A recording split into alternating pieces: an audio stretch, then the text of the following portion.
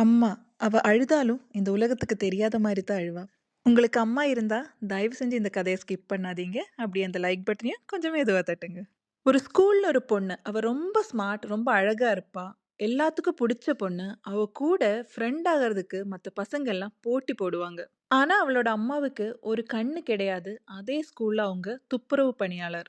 இந்த பொண்ணுக்கு எப்பவுமே பயம். தான் அம்மா தான் இவங்கன்னு கூட படிக்கிற பசங்களுக்கு தெரிஞ்சிருமோன்னு. அதனால இவங்க அவங்க கிட்ட பேசவே மாட்டாங்க.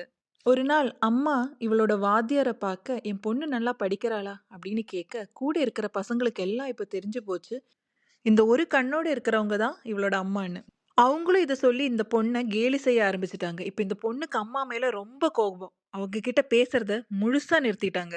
அவளுக்கு 18 வயசானதும் அவ வீட்ட விட்டு கிளம்பிர்றா. அதுக்கப்புறம் அவளுக்கு வேலை கிடைச்சதும், அவளுக்கு புடிச்ச ஒருத்தன கல்யாணம் பண்ணி, குடும்பத்தோட ரொம்ப சந்தோஷமா வாழறா. அவ அம்மாவ பத்தி சுத்தமா மறந்துட்டா. யோசிக்கிறதே கிடையாது. ஒரு நாள் அவங்க அம்மா அவள பார்க்க வர்றாங்க. வீட்டு கதவ வந்து தட்டுறாங்க. கதவ ஓடி வந்து தொறக்கிறது அவளோட குட்டி பையன். ஒரு கண்ணு இருக்கிறவங்கள பார்த்ததும் அவன் பயந்து கத்துறான். இவளும் ஓடி வர்றா. அம்மாவ பார்த்ததும் பயங்கரமா கத்துறான். "ஏன் இங்க வந்தீங்க? என் குழந்தை பாரு உங்கள பார்த்து பயந்துருச்சு. நான் தான் உங்கள வேண்டான்னு சொல்லி வந்துட்டேனேன்னு." அம்மாவும் பாவம் சங்கடத்தோட திரும்பி போறாங்க. அம்மாவ திட்டி திருப்பி அனுப்புனதுல இவ மனசு உறுத்திக்கிட்டே இருந்தது. கொஞ்ச நாளைக்கு அப்புறம் சரி அம்மாவ போய் பார்த்துட்டு வரலான்னு இவ வீட்டுக்கு கிளம்புறா. அங்க போனதும் அம்மாவோட வீடு பூட்டி இருக்கு. வீட்டுக்கு முன்னாடி புல்லெல்லாம் வளர்ந்திருக்கு. வீட்ல யாருமே இல்லான்னு அவளுக்கு புரிஞ்சிருச்சு.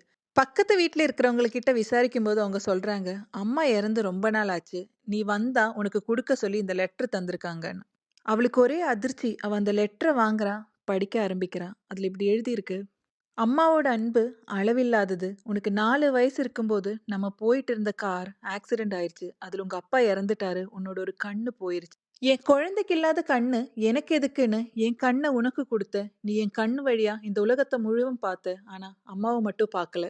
இருந்தாலும் அம்மாக்கு நீனா உயிர். இப்படிதான் எழுதியிருந்தது. சில அன்பு நமக்கு கடைசி வரைக்கும் புரியாது.